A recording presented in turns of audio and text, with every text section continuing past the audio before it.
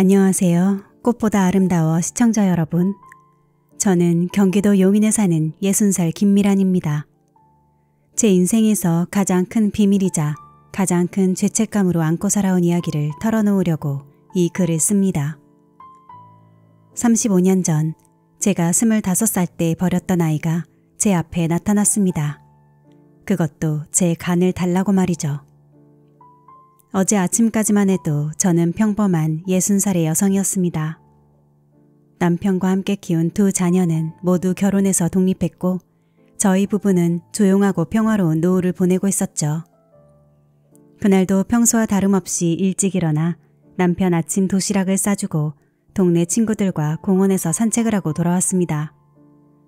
그런데 집에 도착하자마자 현관문 앞에 서 있는 낯선 남자를 보게 됐어요. 처음에는 누군가의 심부름으로 온 사람인가 싶었죠. 하지만 그 남자의 눈을 마주치는 순간 저는 그가 누구인지 직감적으로 알아차렸습니다. 35년 전 제가 고아원 문 앞에 두고 온 그 아이의 눈이었어요. 혹시 김미란 씨 맞으세요? 그의 목소리가 떨리고 있었습니다. 저도 모르게 고개를 끄덕였죠. 그 순간 그의 눈에서 뭔가 번쩍하고 빛이 났어요. 분노였을까요? 아니면 오랜 그리움이었을까요? 어머니. 그가 한마디를 내뱉었습니다. 그 한마디에 저는 그 자리에 주저앉고 말았어요.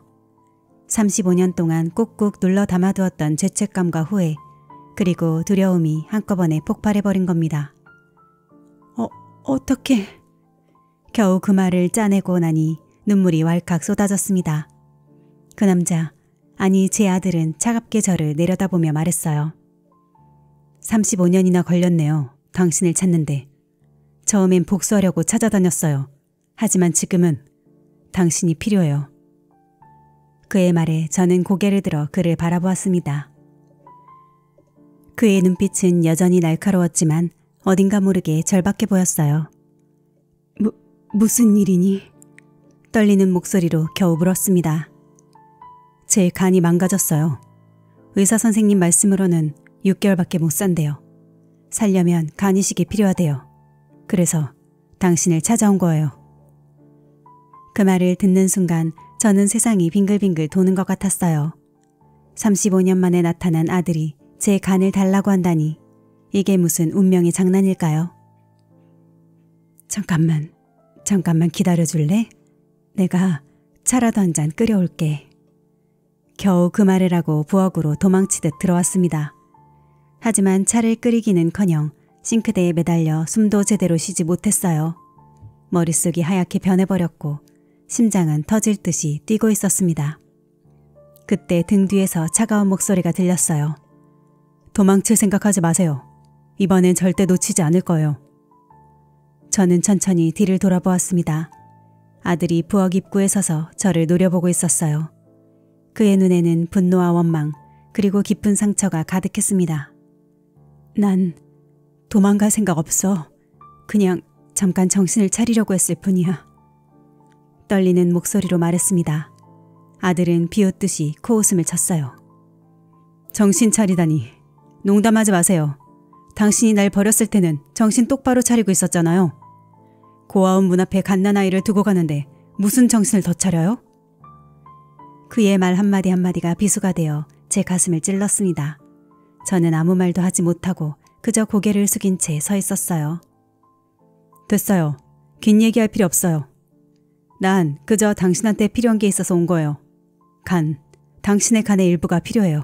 그걸 주면 다시는 당신 앞에 나타나지 않을게요. 아들의 말에 저는 고개를 들어 그를 바라보았습니다. 그의 눈에는 더 이상 분노가 없었어요.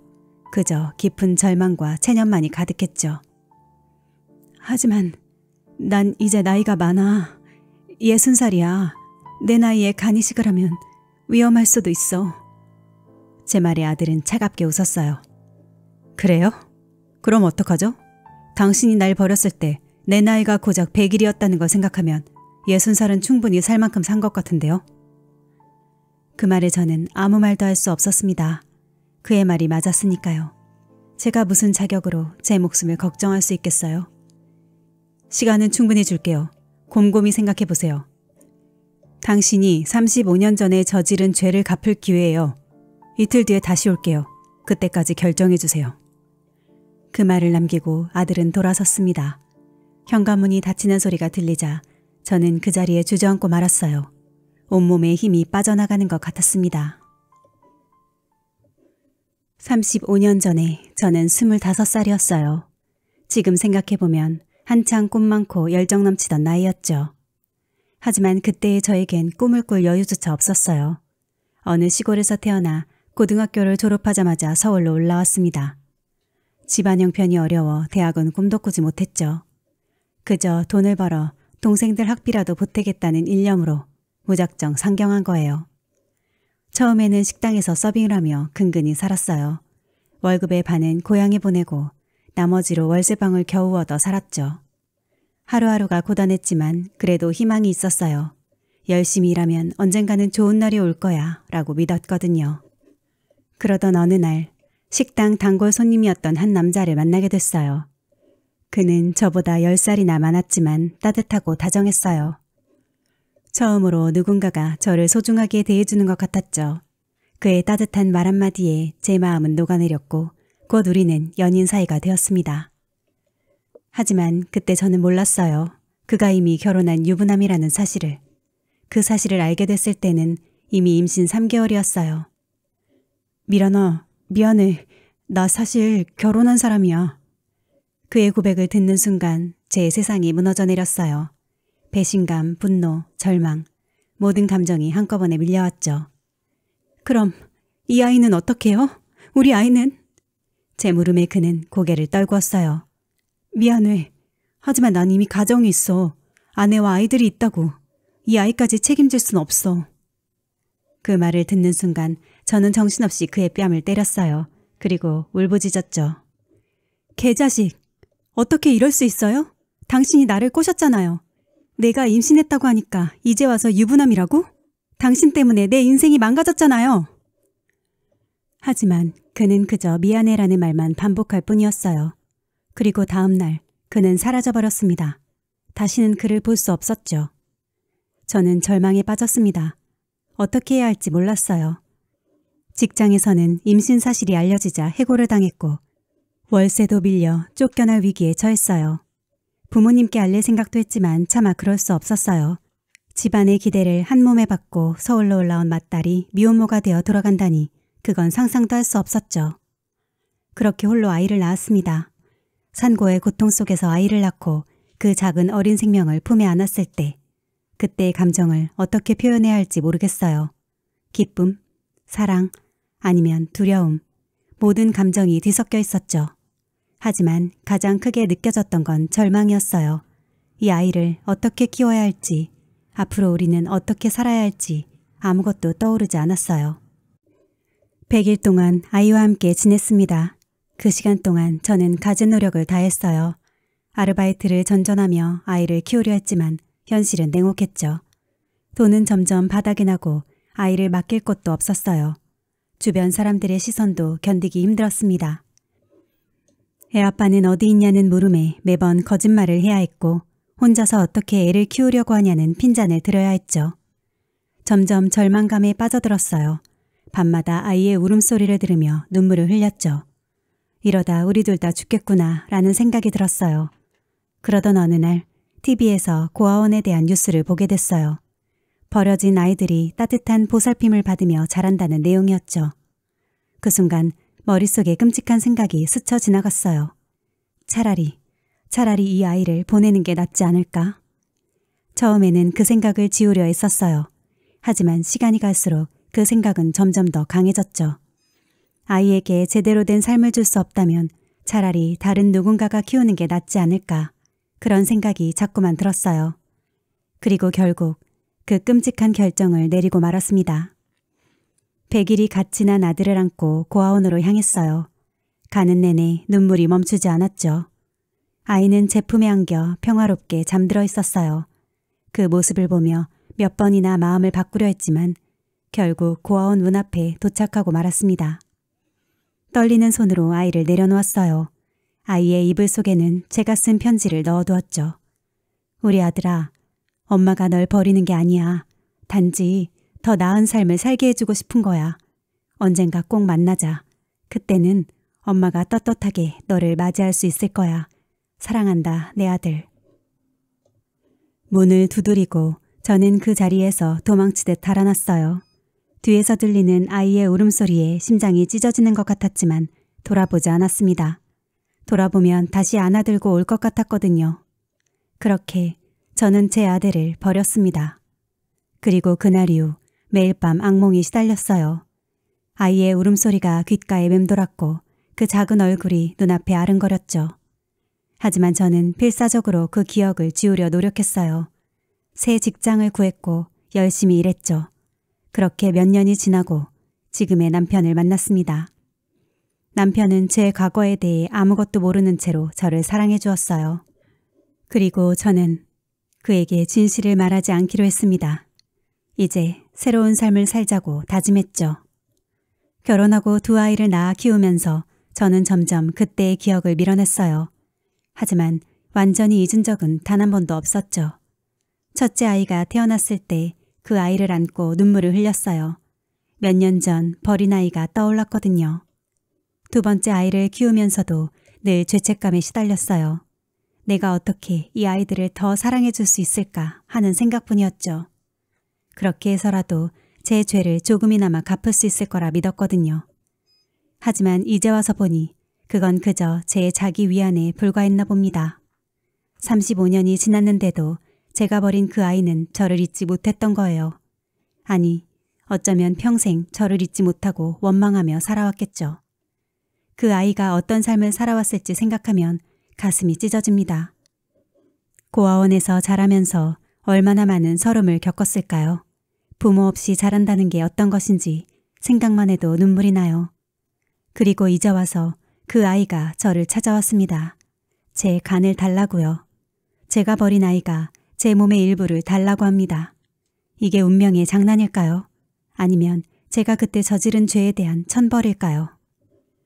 처음 아들이 찾아왔던 그날 현관 앞에 서 있는 그를 바라보며 저는 숨조차 쉴 수 없었습니다. 그의 눈, 그 눈이 저를 꿰뚫어 보는 것 같았어요. 35년 전 제가 버렸던 그 갓난아이의 눈이 이제는 한 성인 남성의 날카로운 시선으로 변해 있었죠. 들어가도 될까요? 그의 목소리가 떨리고 있었어요. 저는 말없이 고개를 끄덕이고 옆으로 비켜섰습니다. 그가 집 안으로 들어서는 순간 온 집안에 긴장감이 가득 찼어요. 거실로 들어선 그는 주변을 둘러보더니 쓴 웃음을 지었어요. 참 좋은 집이네요. 35년 동안 잘 사셨나 봐요. 그의 말에 담긴 비난을 느낄 수 있었어요. 저는 아무 말도 할 수 없었죠. 그저 고개를 숙인 채 서 있을 뿐이었어요. 앉으시죠. 그가 소파를 가리켰어요. 마치 이곳이 제 집이 아니라 그의 집인 것처럼 말이죠. 저는 그의 말에 따라 소파에 앉았고 그도 제 맞은편에 자리를 잡았습니다. 침묵이 이어졌어요. 서로 뭐라고 말을 꺼내야 할지 모르겠다는 듯 우리는 그저 서로를 바라보고만 있었죠. 그의 눈에서는 분노와 원망 그리고 깊은 상처가 느껴졌어요. 저는 그 시선을 피하고 싶었지만 동시에 피할 수 없다는 것도 알고 있었죠. 이름이 뭐니? 겨우 입을 열어 물었어요. 그가 차갑게 웃으며 대답했습니다. 강민우예요. 고아원에서 지어준 이름이죠. 성은 제가 크고 나서 제 맘대로 골랐고요. 민우. 그 이름을 들으니 가슴이 아파왔어요. 제가 지어주지 못한 이름. 제가 불러주지 못한 이름. 미안해. 저도 모르게 그 말이 튀어나왔어요. 하지만 그 말을 듣자마자 민우의 얼굴이 일그러졌습니다. 미안하다고요? 수십 년이 지나서요? 이제 와서 뭐가 미안하다는 거예요? 그의 목소리가 점점 높아졌어요. 분노로 가득 찬 그의 눈을 보니 저는 그저 움츠러들 수밖에 없었습니다. 당신이 얼마나 잘 살았는지 봐요. 이렇게 좋은 집에 살면서 가족들과 행복하게 지내면서 그동안 저는 어떻게 살아왔는지 알아요? 고아원에서 자라면서 매일매일이 지옥 같았어요. 왜 나는 버려졌을까? 내가 뭘 잘못했길래. 그런 생각으로 밤마다 울었다고요. 민우의 말 한마디 한마디가 비수가 되어 제 가슴을 찔렀어요. 저는 고개를 숙인 채 눈물을 흘리고 있었죠. 그래도 언젠가는 날 찾아와 주실 거라고 믿었어요. 제가 잘하면, 열심히 살면 언젠가는 엄마가 날 데리러 오실 거라고요. 하지만 당신은 오지 않았죠. 35년 동안 단 한 번도. 민우의 목소리가 흔들렸어요. 그제서야 저는 고개를 들어 그를 바라봤습니다. 그의 눈에도 눈물이 고여 있었어요. 내가 정말 미안해. 그때 난 너무 어리고 무서웠어.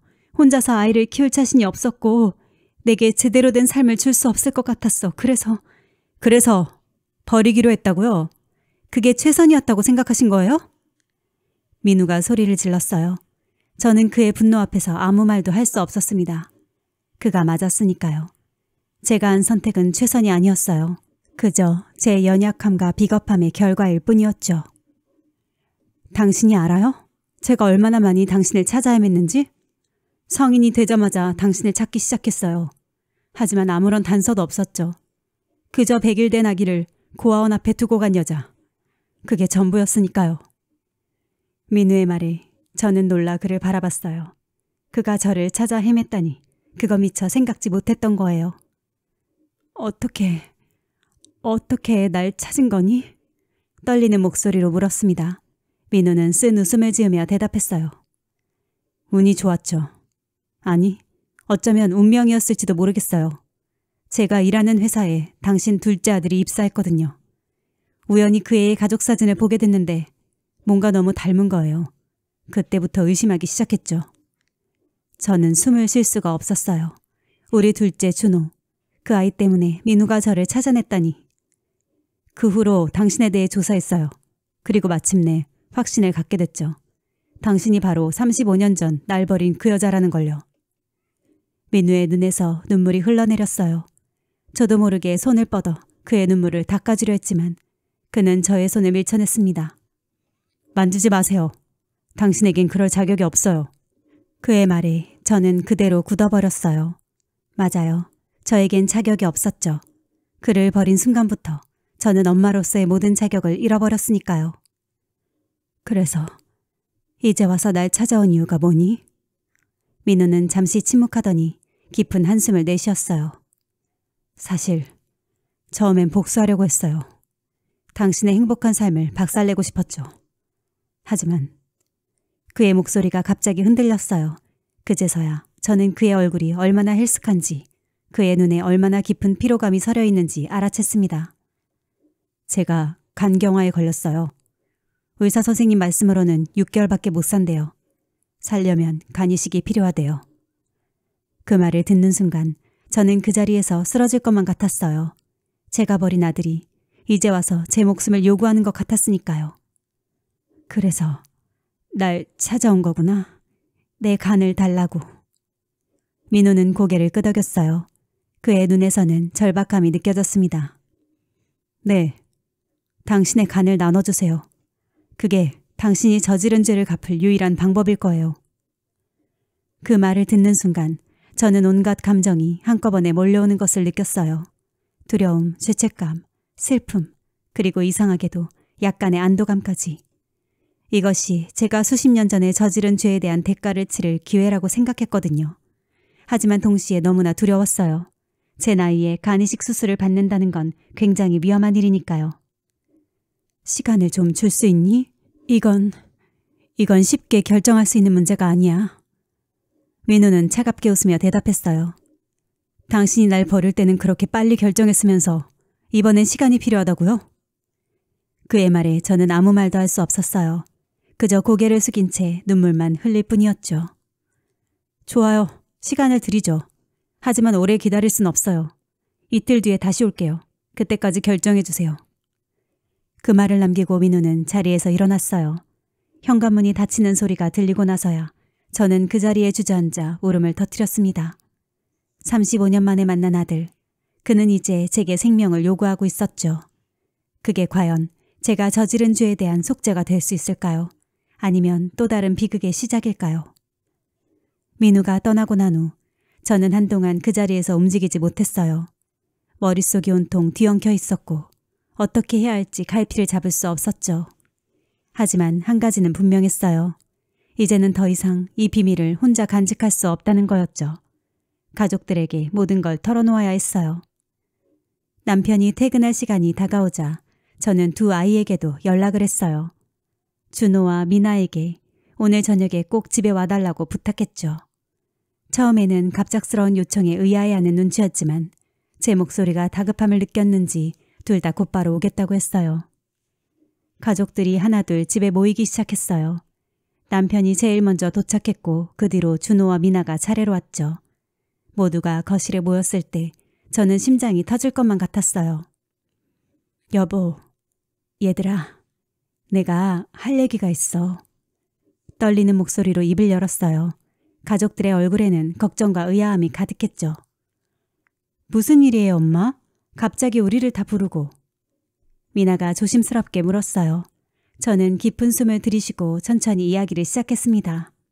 사실 내가 수십 년 동안 숨겨온 비밀이 있어. 그리고 그 비밀이 이제는 더 이상 숨길 수 없게 됐어. 남편의 눈이 커졌어요. 그의 표정에서 불안감이 느껴졌죠. 35년 전 너희 아빠를 만나기 전에 나는 아이를 낳았어. 그 말이 떨어지자마자 방 안의 공기가 얼어붙는 것 같았어요. 모두의 얼굴에 충격과 혼란이 가득했죠. 뭐라고요? 엄마, 그게 무슨 소리예요? 준호가 믿을 수 없다는 듯 물어봤어요. 나는 그 아이를 고아원에 버렸어. 그리고 오늘 그 아이가 나를 찾아왔어. 눈물이 볼을 타고 흘러내렸어요. 가족들의 얼굴에는 이루 말할 수 없는 충격이 가득했습니다. 여보, 그게 무슨 소리야? 그동안 그런 비밀을 숨기고 있었다고? 남편의 목소리가 떨렸어요. 그의 눈에서 배신감이 느껴졌죠. 미안해. 정말 미안해. 난 그때 너무 어리고 무서웠어. 그리고 당신을 만나고 나서 그냥 모든 걸 잊고 싶었어. 남편은 한동안 아무 말도 하지 않았어요. 그저 멍한 표정으로 앉아있을 뿐이었죠. 그래서 그 사람이 왜 엄마를 찾아온 거예요? 미나가 조심스럽게 물었어요. 그 아이가, 민우가 간경화에 걸렸대. 6개월밖에 살지 못한다고. 그래서 내 간을 나눠달라고 하더라. 그 말을 듣자 가족들의 얼굴이 하얗게 변했어요. 뭐라고요? 엄마, 설마 그러겠다는 건 아니죠? 준호가 놀란 목소리로 말했어요. 난 모르겠어. 이게 내가 저지른 죄를 갚을 수 있는 유일한 방법일지도 몰라. 엄마 제정신이에요? 수십 년 전에 버린 사람을 위해서 목숨을 걸겠다고요? 미나가 소리를 질렀어요. 그녀의 눈에는 분노와 두려움이 가득했죠. 하지만 그 아이도 내 아들이야. 내가 책임져야 해. 책임? 엄마 나이에 그런 큰 수술을 받으면 얼마나 위험한 줄 아세요? 준호가 흥분해서 말했어요. 너희 엄마 말이 맞아. 갑자기 남편이 입을 열었어요. 모두가 놀라서 그를 바라봤죠. 여보, 그의 목소리는 차갑고 날카로웠죠. 30년이 넘게 이런 엄청난 비밀을 숨겨왔다고? 당신, 우리 결혼할 때 맹세했잖아. 서로 숨김없이 모든 걸 나누기로. 남편의 눈에서 분노와 배신감이 느껴졌어요. 저는 그의 시선을 피하지 않으려 노력했지만 너무나 무거워서 견디기 힘들었죠. 미안해요. 정말 미안해. 난 그저 모든 걸 잊고 새로 시작하고 싶었어. 잊고 싶었다고? 그게 변명이 될 수 있어? 당신은 우리 결혼 생활 전체를 거짓말 위에 세운 거야. 남편이 소리를 질렀어요. 그의 분노에 찬 목소리에 저는 움츠러들었죠. 아빠, 제발 진정해요. 미나가 조심스럽게 말했어요. 진정하라고? 네 엄마가 우리 모두를 속여왔는데 어떻게 진정해? 남편은 자리에서 벌떡 일어났어요. 그의 얼굴은 붉게 달아올라 있었죠. 그리고 이제 와서 그 버린 아이 때문에 목숨을 걸겠다고? 말도 안 돼. 절대 안 돼. 하지만 여보, 그 아이도 내 아들이야. 내가 책임져야 해. 제 말에 남편의 눈이 더욱 커졌어요. 책임? 당신의 책임은 이 가족에 대한 거야. 우리에 대한 거라고. 오래전에 버린 아이 때문에 지금의 가족을 희생할 순 없어. 아빠 말씀이 맞아요, 엄마. 준호가 끼어들었어요. 우리가 30년 동안 가족으로 살아왔잖아요. 갑자기 나타난 낯선 사람 때문에 엄마가 위험한 수술을 받는다니 말도 안 돼요. 미나도 고개를 끄덕였어요. 엄마, 제발 정신 차리세요. 그 사람을 위해 목숨을 걸 순 없어요. 난 아직 결정하지 않았어. 하지만 만약 내가 아무것도 하지 않는다면 평생 후회할 것 같아. 후회? 당신이 지금 이 가족을 버리면 그게 바로 평생 후회할 일이 될 거야. 여보, 난 가족을 버리는 게 아니야. 그저 그만해. 더 이상 듣고 싶지 않아. 당신이 그 아이를 위해 목숨을 걸겠다면 그건 이 가족을 포기하겠다는 뜻이야. 알겠어? 남편의 말에 저는 충격을 받았어요. 난 이 상황을 더 이상 감당할 수 없어요. 나가볼게요. 준호가 말하고 문을 박차고 나가버렸어요. 오빠! 미나가 준호를 뒤쫓아갔고 거실에는 저와 남편만 남게 되었죠. 무거운 침묵이 우리 사이를 감쌌어요. 남편은 한동안 창밖만 바라보다가 천천히 입을 열었어요. 난 당신을 이해하려 노력했어. 35년 전 당신이 겪었을 고통도 그 후의 죄책감도. 하지만 이건 너무 크다고. 우리 가족을 완전히 깨버리는 거라고. 이건 용납할 수 없어. 여보. 내일 짐을 싸서 누나 집으로 갈 거야. 당신 정말 그 수술을 강행할 생각이라면 난 더 이상 이 집에 있을 수 없을 것 같아. 남편의 말에 저는 그 자리에 주저앉고 말았어요. 30년 동안 지켜온 가정이 이렇게 무너져 내리는 걸 보니 가슴이 찢어지는 것만 같았죠. 그렇게 이틀이 흘렀습니다. 그 이틀 동안 저는 지옥 같은 시간을 보냈어요. 남편은 정말 짐을 싸서 나가버렸고 아이들은 전화도 받지 않았죠. 집안은 무겁고 차가운 침묵으로 가득 찼어요. 그리고 오늘 민우가 다시 찾아왔습니다. 현관 벨소리가 울렸을 때 저는 한동안 그 자리에 얼어붙어 있었어요. 문을 열어야 할지 그냥 모른 척해야 할지. 하지만 결국 떨리는 손으로 문을 열었습니다. 민우가 서 있었어요. 지난번보다 더 헬스케진 얼굴이었죠. 그의 눈에는 절박함이 가득했어요. 들어와. 제 목소리가 떨리고 있었어요. 민우는 아무 말 없이 고개를 끄덕이고 집 안으로 들어왔습니다. 거실에 앉자 민우가 입을 열었어요. 결정하셨나요? 단도직입적인 질문에 저는 숨을 깊게 들이쉬었어요. 민우야, 난 아직 시간이 없어요. 알아. 하지만 이건 쉬운 결정이 아니야. 내 가족들이 가족이요? 제가 가족 아닌가요? 민우의 목소리에 분노가 서려 있었어요. 저는 그의 눈을 똑바로 바라봤습니다. 넌 내 아들이야. 하지만 지금의 내 가족들도 소중해. 이건 그들의 인생에도 큰 영향을 미치는 일이야. 그들의 인생이요? 제 목숨이 걸린 문제인데요. 어머니는 수십 년 전에 저를 버리셨어요. 이제는 그 죄를 갚을 차례 아닌가요? 민우의 말 한마디 한마디가 비수가 되어 제 가슴을 찔렀어요. 하지만 동시에 그의 절박함도 느낄 수 있었죠. 내가 정말 미안해. 그때 널 버린 건 내 인생에서 가장 큰 실수였어. 하지만 지금 와서 그걸 어떻게 갚아야 할지 모르겠어.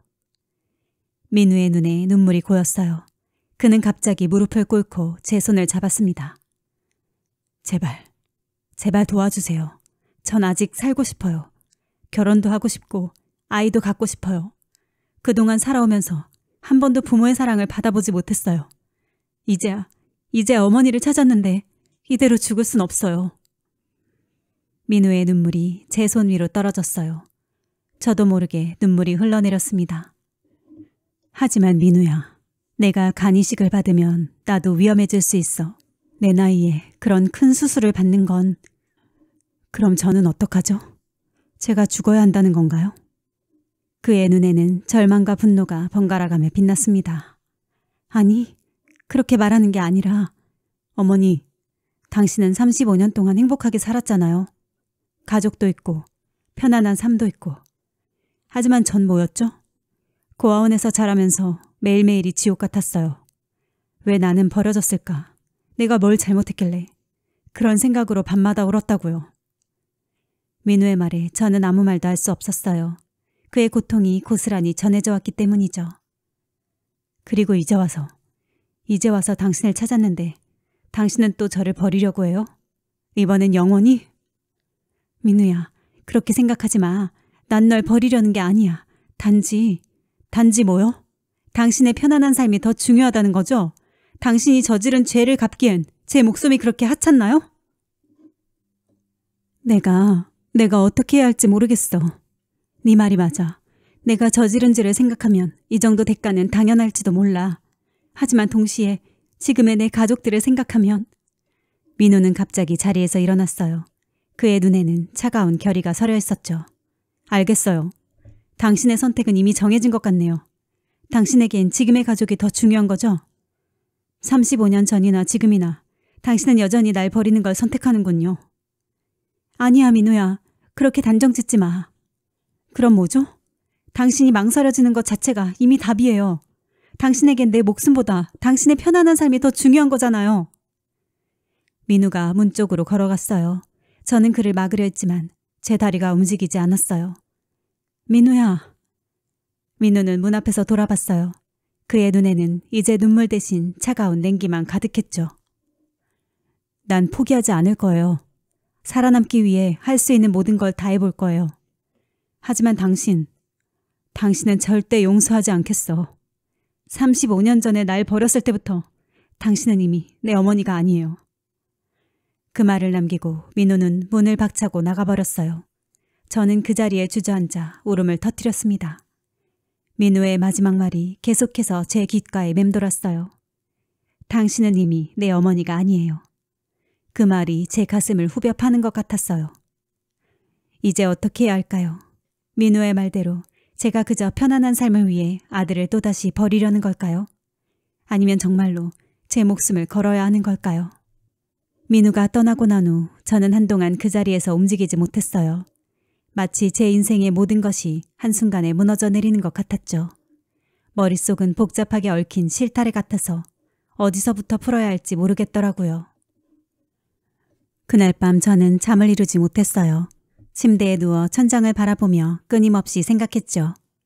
35년 전의 그날로 돌아가 제 선택을 되돌아보고 지금의 상황을 되짚어보고 그렇게 밤새 뒤척이다가 결국 아침을 맞이했습니다.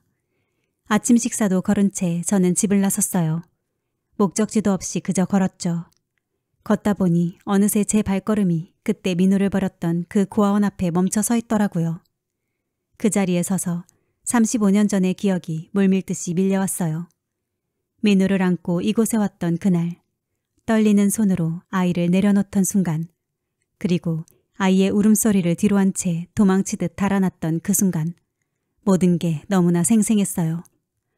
내가 정말 큰 죄를 지었구나. 그제서야 제 잘못의 무게가 온전히 느껴졌어요. 수십 년 동안 억눌러왔던 죄책감이 한 번에 폭발한 것 같았죠. 그 자리에 주저앉아 오열했어요. 어떻게 내가 그럴 수 있었을까? 하지만 동시에 두려움도 밀려왔어요. 만약 제가 민우의 요구를 받아들인다면 제 인생은 어떻게 될까요? 남편은 이미 저를 떠났고 아이들은 저를 이해하지 못하고 있어요. 그리고 제 나이에 그런 큰 수술을 받는다는 건 정말 위험할 수 있었죠. 하지만 내가 아무것도 하지 않는다면 민우는 죽을 거야. 그 생각에 가슴이 찢어지는 것 같았어요. 제가 버린 아이, 그 아이가 이제 와서 제 도움을 간절히 필요로 하고 있는데 제가 또다시 그 아이를 버릴 수 있을까요? 집으로 돌아오는 길에 공원에 들렀어요. 벤치에 앉아 주변을 둘러보니 아이들과 함께 산책 나온 가족들이 보이더라고요. 그들의 행복한 모습을 보며 제 가슴이 아파왔어요. 내가 민우에게서 이런 행복을 빼앗은 거구나. 동시에 제 가족들의 얼굴도 떠올랐어요. 남편, 준호, 미나. 그들과 함께 보낸 행복했던 시간들이 주마등처럼 스쳐 지나갔죠. 그들도 제게는 소중한 가족이에요. 그들을 위험에 빠뜨리면서까지 민우를 도와야 할까요? 도대체 어떻게 해야 하는 거야? 머리를 싸쥐고 신음했어요. 이건 단순히 제 문제가 아니라 여러 사람의 인생이 걸린 문제잖아요. 어떤 선택을 하든 누군가는 상처받게 될 거예요. 집에 돌아와 거실에 앉았어요. 벽에 걸린 가족 사진을 바라보며 한참을 생각에 잠겼죠. 그러다 문득 제 인생에서 가장 큰 두 실수가 떠올랐어요. 첫 번째는 35년 전 민우를 버린 것. 두 번째는 그 사실을 가족들에게 숨긴 것. 내가 그때 용기를 내서 민우를 키웠다면, 아니면 적어도 가족들에게 솔직하게 말했다면 지금 이런 일은 없었을 텐데. 후회가 밀려왔지만 이미 엎질러진 물이었죠. 이제 와서 후회한들 무슨 소용이 있을까요? 지금 제가 해야 할 건 앞으로 어떻게 할 것인지를 결정하는 거예요. 만약 내가 수술을 받는다면 그 생각을 하자 온몸에 소름이 돋았어요. 두려움이 밀려왔죠. 하지만 동시에 이상한 평온함도 느껴졌어요. 마치 오랫동안 짊어지고 있던 짐을 내려놓을 수 있을 것 같은 그런 느낌이었죠. 하지만 그렇게 되면 지금의 가족들은 아이들의 얼굴이 떠올랐어요. 그들이 얼마나 화가 나고 배신감을 느낄지 생각하니 가슴이 아팠어요. 하지만 한편으로는 이런 생각도 들었죠. 그래도 아이들은 이해해주지 않을까? 시간이 지나면. 그러다 문득 민우의 말이 떠올랐어요. 당신에겐 내 목숨보다 당신의 편안한 삶이 더 중요한 거군요. 그 말이 계속해서 제 마음을 괴롭혔어요. 정말 그런 걸까? 내가 정말 그렇게 이기적인 사람인 걸까? 거울을 바라보며 제 자신에게 물었어요. 거울 속의 제 모습은 지치고 괴로워 보였죠. 하지만 동시에 어딘가 결연한 표정도 보였어요. 아니야. 난 더 이상 도망치지 않을 거야. 내가 저지른 잘못은 내가 바로 잡아야 해. 그 순간 제 마음속 어딘가에서 작은 불꽃이 일어나는 걸 느꼈어요. 두려움은 여전히 있었지만 이제는 그 두려움을 뛰어넘을 수 있을 것 같았죠. 민우야, 엄마가 이번에는 널 지켜줄게. 작은 소리로 중얼거렸어요. 그리고 그 말을 하는 순간 제 마음이 조금은 가벼워지는 것을 느꼈죠. 하지만 여전히 많은 것들이 불확실해요. 제 결정을 가족들이 어떻게 받아들일지, 수술은 과연 성공할 수 있을지, 그리고 무엇보다 이 선택이 정말 옳은 것인지 아직도 확신이 서지 않아요. 하지만 한 가지 분명한 건 이제 더 이상 도망치지 않겠다는 거예요. 제가 저지른 잘못이니 제가 그 대가를 치러야 해요. 비록 그 대가가 제 목숨일지라도 말이에요. 결심을 하고 난 후 저는 바로 병원에 연락했어요. 민우가 치료받고 있는 병원이었죠. 간 이식에 대해 상담을 받고 싶다고 했더니 다음날 오후로 약속을 잡아주셨어요. 병원에 도착했을 때 제 심장은 마구 뛰고 있었어요. 엘리베이터를 타고 올라가는 동안 몇 번이나 뒤돌아 나가고 싶은 충동이 들었죠. 하지만 민우의 절박한 눈빛을 떠올리며 간신히 마음을 다잡았어요. 안녕하세요, 김미란 씨. 저는 이 병원 간이식 전문의 박준호입니다. 악수를 나누고 자리에 앉았어요. 의사 선생님은 제 얼굴을 유심히 살펴보더니 말씀하셨어요. 많이 긴장하신 것 같네요. 걱정 마세요. 오늘은 그저 상담일 뿐입니다. 아직 아무것도 결정된 게 없어요. 그 말에 조금은 안도가 되었지만 여전히 불안감은 가시지 않았어요. 네, 사실 너무 무서워요. 제가 과연 이런 큰 수술을 받아도 될지. 의사 선생님은 고개를 끄덕이셨어요. 당연한 반응입니다. 간이식은 매우 큰 수술이에요. 특히 김미란 씨 나이를 고려하면 위험성이 더 높아집니다. 그 말에 제 심장이 또 한 번 쿵 내려앉는 것 같았어요. 그렇다면 제가 수술을 받을 수 없다는 건가요? 의사 선생님은 잠시 생각에 잠기더니 대답하셨어요. 불가능한 건 아닙니다. 하지만 위험도가 상당히 높아요. 우선 수술 자체가 큰 부담입니다. 전신 마취를 하고 7, 8시간 동안 수술을 받아야 해요. 수술 후에도 회복기간이 길고 합병증의 위험도 있습니다. 제 얼굴이 하얗게 질렸을 거예요. 의사 선생님은 계속해서 설명해 주셨어요. 간 기증자의 경우 보통 간의 오엽을 떼어냅니다. 이는 전체 간의 약 6, 70%에 해당해요.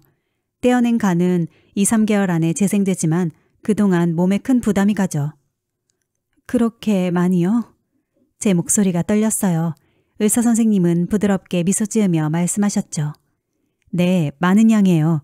하지만 인체의 놀라운 점은 간이 재생된다는 거죠. 물론 그 과정이 쉽지는 않습니다. 잠시 침묵이 흘렀어요. 제 머릿속은 복잡한 생각들로 가득 찼죠. 그럼 민우는요? 민우의 상태는 어떤가요? 의사 선생님의 표정이 조금 굳어졌어요. 민우 씨의 상태는 많이 위중합니다. 간경화가 많이 진행되어 있어요. 현재로서는 간이식이 유일한 치료 방법이에요. 그 말을 듣자 눈물이 났어요. 제가 버린 아이가 이렇게 고통받고 있다니. 만약 제가 기증을 한다면 민우는 살 수 있나요? 의사 선생님은 조심스럽게 대답하셨어요. 가능성은 있습니다. 하지만 이식 수술 역시 위험이 커요. 수술 후 거부 반응이 일어날 수도 있고 다른 합병증이 생길 수도 있습니다. 100% 보장할 순 없어요. 제 마음이 무거워졌어요. 하지만 동시에 더욱더 민우를 돕고 싶다는 생각이 들었죠. 선생님, 제가 정말 기증을 하고 싶어요. 위험하다는 건 알지만 이건 제가 해야만 하는 일이에요. 김미란 씨의 마음은 이해합니다. 하지만 이런 결정은 신중해야 해요. 가족들과 상의는 하셨나요? 제 얼굴이 굳어졌어요. 아직 남편과 다른 자식들은 반대하고 있어요. 의사 선생님은 깊은 한숨을 내쉬셨어요. 그렇군요. 이해합니다. 하지만 이런 큰 결정은 가족의 지지가 정말 중요해요. 수술 후 회복 과정에서 가족의 돌봄이 절대적으로 필요하거든요. 그 말에 제 마음이 무거워졌습니다. 하지만 포기할 순 없었죠. 알겠습니다. 가족들을 설득해 보겠습니다. 그런데 선생님, 제가 정말 수술을 받을 수 있을까요? 제 나이에. 의사 선생님은 잠시 생각에 잠기더니 대답하셨어요. 솔직히 말씀드리면 김미란 씨의 나이는 간 기증에 있어 상당히 높은 편이에요.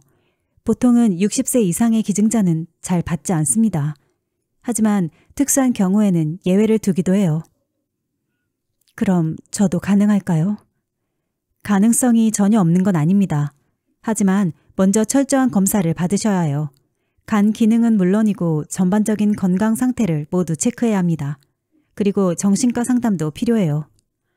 네, 알겠습니다. 어떤 검사든 다 받겠습니다. 의사 선생님은 부드럽게 미소 지으셨어요. 김미란 씨의 의지는 충분히 이해합니다. 하지만 부디 신중하게 결정하세요. 이건 단순히 착한 일을 하는 게 아니라 본인의 생명과 직결된 문제예요. 네, 알고 있습니다. 하지만 이건 제가 해야만 하는 일이에요. 35년 전에 제가 저지른 잘못을 바로 잡을 수 있는 유일한 방법이에요. 의사 선생님은 제 말을 의아해하는 눈치였어요. 아, 어쨌든 알겠습니다. 그럼 우선 기본적인 검사부터 시작해보죠. 결과가 나오면 다시 상담을 하도록 하겠습니다. 상담을 마치고 나오는 길에 제 마음은 복잡했어요. 두려움과 걱정이 여전히 있었지만 동시에 어떤 결연한 마음도 생겼죠. 이제 남은 건 가족들을 설득하는 일이에요. 그들이 이해해 줄까요? 제 결정을 받아들여 줄 수 있을까요? 병원을 나서며 하늘을 올려다봤어요. 푸른 하늘 아래로 흰 구름이 천천히 흘러가고 있었죠. 민우야, 엄마가 꼭 널 살리고 말 거야. 이번엔 절대 널 포기하지 않을 거야. 병원에서 돌아온 그날 저녁, 저는 가족들에게 연락을 했어요. 남편에게는 전화를, 아이들에게는 문자를 보냈죠. 내일 저녁에 꼭 집으로 와달라고 부탁했어요. 중요한 이야기가 있다고요. 다음 날 저녁, 가족들이 하나둘 모이기 시작했어요. 먼저 준호가 왔고 그 뒤로 미나가 왔죠. 마지막으로 남편이 들어섰을 때 저는 심장이 터질 것만 같았어요. 거실에 모두 앉자 무거운 침묵이 내려앉았어요. 아무도 먼저 입을 열지 않았죠. 결국 제가 깊은 숨을 내쉬고 입을 열었어요. 다들 와줘서 고마워. 사실 내가 중요한 결정을 내렸어. 모두의 눈이 저를 향했어요. 긴장감이 팽팽하게 감돌았죠. 나 민우에게 간을 주기로 했어. 그 말이 떨어지자마자 방안이 순식간에 아수라장이 되었어요. 뭐라고요? 엄마 미쳤어요? 준호가 벌떡 일어나며 소리쳤어요. 안 돼요, 엄마. 그런 위험한 짓 절대 하면 안 돼요. 미나의 목소리가 떨렸어요. 남편은 아무 말 없이 저를 노려보고만 있었어요. 그의 눈에서 분노와 배신감이 느껴졌죠. 얘들아, 진정해. 내 말 좀 들어봐. 들을 게 뭐가 있어요? 엄마가 목숨을 버리겠다는데. 준호가 격분해서 말했어요. 목숨을 버리는 게 아니야. 난 그저 내가 저지른 잘못을 바로 잡으려는 거야. 수십 년 전에 저지른 잘못이요? 엄마, 그건 이미 지나간 일이에요. 왜 지금 와서 그런 위험한 짓을 하려고 해요? 미나가 울먹이며 말했어요. 저는 깊은 한숨을 내쉬었죠. 너희들은 이해 못할 거야. 하지만 난 민우를 버린 그 순간부터 매일매일 후회하며 살아왔어. 그 아이가 어떤 삶을 살았을지 생각하면 가슴이 찢어질 것 같아. 그래서 뭐요? 그래서 엄마가 목숨을 걸어야 한다고요? 준호가 따졌어요. 그래, 그래야 해. 그게 내가 할 수 있는 유일한 속죄야. 그때 남편이 입을 열었어요. 그의 목소리는 차갑고 날카로웠죠. 당신, 정말 가족은 안중에도 없는 거야? 우리는 어떻게 되든 상관없다는 거야? 그 말에 가슴이 아팠어요. 하지만 저는 흔들리지 않으려 했었죠. 하지만 민우도 내 아들이야. 난 더 이상 그 아이를 외면할 수 없어. 엄마, 우리가 30년 동안 함께 살아온 가족이에요. 근데 이제 와서 갑자기 나타난 그 사람 때문에 우리를 버리겠다는 거예요? 미나가 울부짖었어요. 버리는 게 아니야, 미나야. 난 그저 뭐요? 엄마 제발 정신 차려요. 엄마 나이에 그런 큰 수술을 받으면 얼마나 위험한 줄 알아요? 준호가 말했어요. 저는 고개를 끄덕였어요. 알아, 위험하다는 거. 하지만 이건 내가 꼭 해야만 하는 일이야. 도대체 왜요? 왜 굳이 엄마가 해야 해요? 미나가 물었어요. 왜냐하면 그게 내 책임이니까. 내가 그 아이를 이 세상에 태어나게 했고 또 그 아이를 버렸으니까. 이제는 내가 그 아이를 살려야 해. 남편이 한숨을 깊게 쉬었어요. 당신, 정말 우리 가족 다 망치고 싶은 거야? 이 결정이 얼마나 우리 모두에게 상처를 주는지 알기나 해? 그 말에 눈물이 났어요. 하지만 저는 꼭 참았죠. 알아요. 정말 미안해. 하지만 난 이 결정을 바꿀 수 없어요. 제발 나를 이해해주면 안 될까요? 이해요? 어떻게 이해를 해요? 엄마가 우리한테 거짓말하고 이제 와서 목숨 걸고 낯선 사람 살리겠다는데. 준호가 소리쳤어요. 그 사람은 낯선 사람이 아니야, 준호야. 네 형이야. 형이라고요? 제발요. 그 사람은 우리와 아무 상관없는 사람이에요. 우리 가족은 여기 있는 우리뿐이라고요. 준호의 말에 가슴이 아팠지만 동시에 그의 마음도 이해가 됐어요. 정말 미안해. 내가 수십 년 동안 이런 비밀을 숨겨온 것도 지금 이런 결정을 내린 것도. 하지만 이건 내가 꼭 해야만 하는 일이야. 제발 내 선택을 존중해줬으면 좋겠어. 방 안에 무거운 침묵이 내려앉았어요. 모두가 복잡한 표정으로 서로를 바라보고 있었죠. 난 도저히 이해할 수가 없어요. 미나가 흐느끼며 말했어요. 하지만 엄마가 그렇게 결심했다면 내가 뭐라고 해도 소용없겠죠. 미나야. 전 반대해요. 절대 동의 못해요. 준호가 단호하게 말했어요. 엄마가 그렇게 하시겠다면 전 더 이상 엄마를 엄마로 생각하지 않을 거예요. 그 말에 눈물이 왈칵 쏟아졌어요. 마지막으로 남편을 바라봤어요. 그의 눈에는 깊은 상처와 배신감이 가득했죠. 당신이 정말 그렇게 하겠다면 난 더 이상 당신의 남편이 아니야. 수술 받고 나면 이혼하겠어. 그 말을 끝으로 남편은 자리를 박차고 나갔어요. 준호도 뒤따라 나갔고 미나는 한참을 울다가 결국 집을 나갔죠. 저는 그 자리에 그대로 주저앉아 울음을 터뜨렸어요. 제가 사랑하는 가족들에게 이렇게 큰 상처를 줄 줄 몰랐습니다. 하지만 동시에 민우를 살려야 한다는 제 결심은 더욱 굳건해졌죠. 미안해. 정말 미안해. 혼잣말로 중얼거리며 눈물을 흘렸어요. 이제 저는 완전히 혼자가 되었지만 그래도 제 선택을 바꿀 수는 없었어요. 가족들의 대화 이후 저는 민우에게 연락을 했어요. 수술을 결심했다고. 그리고 그 전에 꼭 만나서 이야기를 나누고 싶다고 말했죠. 민우는 잠시 망설이는 듯 했지만 결국 만나자는 제안을 받아들였어요. 우리는 병원 근처의 조용한 카페에서 만났어요. 민우의 얼굴은 지난번보다 더 헬스케 보였어요. 간경화가 많이 진행된 탓이었겠죠. 그 모습을 보니 가슴이 아팠어요. 앉으세요. 민우가 먼저 말을 걸었어요. 그의 목소리는 여전히 차가웠지만 이전보다는 조금 누그러진 것 같았어요. 고마워, 민우야. 자리에 앉자 잠시 어색한 침묵이 흘렀어요. 서로 무슨 말을 해야 할지 몰라 머뭇거리고 있었죠. 그래서 정말 수술을 받기로 하신 건가요? 민우가 조심스럽게 물었어요. 그래. 의사 선생님하고도 상담도 받았고 검사도 받았어. 다행히 내 간 상태가 나쁘지 않대. 수술이 가능할 것 같아. 민우의 눈에 복잡한 감정이 스쳐 지나갔어요. 안도, 걱정, 아니면 죄책감? 정확히 무엇인지 알 수 없었지만 그의 마음이 편치 않다는 건 느낄 수 있었어요. 왜 이런 결정을 하신 거예요? 전 당신을 협박하려고 했어요. 당신의 죄책감을 이용해서 간을 얻어내려고 했다고요. 민우의 솔직한 고백에 저는 깊은 한숨을 내쉬었어요. 알아, 민우야. 하지만 그건 중요하지 않아. 내가 이 결정을 한 건 너를 위해서이기도 하지만 나 자신을 위해서야. 무슨 뜻이에요? 35년 동안 나는 매일 밤 너를 생각하며 울었어. 네가 어떻게 지내는지, 잘 살고 있는지. 그 죄책감과 후회로 내 인생은 늘 불안전했어. 이제는 그 짐을 내려놓고 싶어.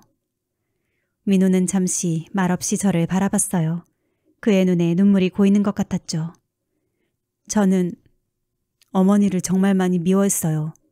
왜 날 버렸는지, 왜 한 번도 찾아오지 않았는지 매일 밤 원망하며 잠들었어요. 미안해. 정말 미안해, 민우야. 내가 너무 어리석었어. 너무 두렵고 무서웠어. 그때 내가 조금만 더 용기를 냈더라면. 민우는 한숨을 깊게 내쉬었어요. 이제 와서 미안하다고 해도 달라지는 건 없어요. 35년이란 세월을 되돌릴 순 없으니까요. 그래, 맞아. 하지만 우리에겐 아직 미래가 있어. 늦었지만 지금부터라도 서로를 알아가고 이해할 수 있지 않을까? 민우는 고개를 저었어요. 알아, 민우야. 나도 너에게 갑자기 날 엄마로 대해달라고 강요하지 않을게. 그저 우리가 서로를 조금씩 알아가는 것부터 시작하면 어떨까? 민우는 잠시 생각에 잠겼어요. 그러다 천천히 고개를 끄덕였죠. 그럼 어머니의 인생에 대해 들려주세요. 저를 버린 후에 어떻게 사셨는지. 저는 깊은 숨을 들이쉬고 천천히 이야기를 시작했어요. 민우를 버린 후에 고통스러운 나날들, 남편을 만나 가정을 꾸리게 된 일, 그리고 항상 마음 한구석에 자리 잡고 있던 죄책감과 후회, 모든 걸 솔직히 털어놓았죠. 민우는 묵묵히 제 이야기를 들었어요. 때로는 그의 눈에 분노가 스치기도 했고 때로는 슬픔이 가득 차기도 했죠. 매일 밤 네 얼굴을 떠올리며 잠들었어. 네가 어떤 모습으로 자랐을지를 상상하면서. 민우의 눈에서 눈물이 흘러내렸어요.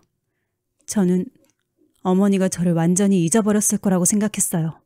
그래서 더 화가 났던 것 같아요. 절대 그렇지 않아, 민우야. 넌 내 첫 아이고 평생 가슴에 품고 살았던 보물 같은 존재였어. 민우는 흐느끼며 고개를 숙였어요. 저는 그의 손을 잡고 싶었지만 아직은 그럴 때가 아니라는 걸 알았죠. 그럼 이제 너의 이야기를 들려줄래? 네가 어떻게 자랐는지, 어떤 삶을 살아왔는지. 민우는 천천히 고개를 들고 제 눈을 바라봤어요. 그리고는 자신의 이야기를 시작했죠. 고아원에서의 힘들었던 시절, 입양되지 못하고 자란 아픔, 그리고 성인이 되어 저를 찾아 헤맸던 과정까지. 그 이야기를 들으며 저는 참을 수 없는 죄책감에 몸서리쳤어요. 제가 조금만 더 용기를 냈더라면 민우는 이런 고통을 겪지 않았을 텐데. 정말 미안해, 민우야. 내가 널 그렇게 힘들게 할 줄은 몰랐어. 민우는 고개를 저었어요. 이제 와서 미안하다고 해도 지나간 시간은 돌아오지 않아요. 하지만 저를 위해 목숨을 걸겠다고 하니 조금은 어머니의 진심을 믿을 수 있을 것 같아요. 그 말에 제 가슴이 뭉클해졌어요. 고마워, 민우야. 이번엔 꼭 네 곁을 지킬게. 수술이 끝나고 나면 우리 천천히 서로를 알아가 보는 게 어떨까? 민우는 잠시 망설이다 고개를 끄덕였어요. 그래요. 한번 해보죠. 하지만 서두르진 말아요. 저도 아직 마음의 준비가 안 돼 있으니까요. 알겠어, 민우야. 고마워. 민우와 깊은 대화를 나눈 후 저는 정말 단단히 마음을 먹었어요. 30년 동안의 죄책감을 씻어낼 수 있는 기회라고 생각했거든요. 하지만 수술 날짜가 다가올수록 제 마음속의 두려움이 커져가고 있어요. 어제 병원 가서 추가 검사를 받았어요. 의사 선생님께서 마지막으로 상담을 하시면서 수술의 위험성에 대해 다시 한번 설명해 주셨죠. 제 나이에 이런 큰 수술을 받는 것이 얼마나 위험한지 듣고 나니 온몸에 식은땀이 났어요. 김미란 씨, 다시 한번 말씀드리지만 이 수술은 매우 위험합니다. 최악의 경우 사망할 수 있어요. 정말 이 수술을 받으시겠습니까? 의사 선생님의 말씀을 듣는 순간 제 마음속에 있던 용기가 순식간에 사라지는 것 같았어요. 게다가 어제 저녁 준호가 집에 다녀왔어요. 처음에는 화를 내며 소리를 질렀지만 나중에는 눈물을 흘리며 애원했죠. 엄마, 제발 이 수술 받지 마세요. 엄마가 돌아가시면 우린 어떻게 살아요? 그 사람은 수십 년 동안 엄마 없이도 살아왔잖아요. 근데 왜 이제 와서 엄마 목숨을 요구하는 거예요? 준호의 말을 듣고 보니 제가 너무 감정적으로 결정을 내린 건 아닌가 하는 생각이 들었어요. 30년 동안 키워온 자식들과 남편을 뒷전으로 하고 처음 만난 아들을 위해 목숨을 거는 게 과연 옳은 일일까요? 그리고 솔직히 말하면 저도 무서워요. 죽음이 이렇게 가까이 있다고 생각하니 온몸이 떨려와요. 아직 손주들 얼굴도 보고 싶고 가족들과 더 많은 시간을 보내고 싶은데. 하지만 동시에 민호 생각을 하면 가슴이 찢어질 것 같아요. 제가 수술을 받지 않는다면 그 아이는 죽을 거예요. 그리고 그건 제가 35년 전에 이어 두 번째로 그 아이를 버리는 셈이 되는 거죠. 여러분, 제가 이기적인 걸까요? 35년 전에 민호를 버렸을 때도 이기적이었고 지금 이렇게 망설이는 것도 이기적인 걸까요? 어떻게 해야 할지 모르겠어요. 수술을 받아야 할까요? 아니면 취소해야 할까요? 민호를 살리는 게 중요할까요? 아니면 현재의 가족을 지키는 게 더 중요할까요? 제발 저에게 조언 좀 해주세요. 비슷한 경험이 있으신 분이 계신가요? 아니면 제 입장이었다면 어떻게 하셨을지 말씀해 주실 수 있나요? 지금 이 순간 제 마음은 폭풍 속의 나뭇잎 같아요. 어디로 가야 할지, 무엇이 옳은지 전혀 모르겠어요. 여러분의 의견이 저에게 정말 소중할 것 같아요. 혹시 제가 수술을 받는다면 가족들과의 관계는 어떻게 회복할 수 있을까요? 그들이 저를 용서해 줄 수 있을까요? 아니면 영원히 저를 미워하게 될까요? 정말 어렵네요. 제 인생에서 이렇게 힘든 결정은 처음인 것 같아요. 여러분의 따뜻한 조언과 위로의 말씀이 필요합니다. 부디 저에게 솔직한 의견을 주세요. 이제라도 올바른 선택을 하고 싶어요. 제가 어떤 선택을 해야 할까요? 수술을 받아야 할까요? 아니면 포기해야 할까요? 어느 쪽이 더 옳은 선택일까요? 답을 기다리고 있겠습니다. 긴 사연 끝까지 들어주셔서 정말 감사합니다.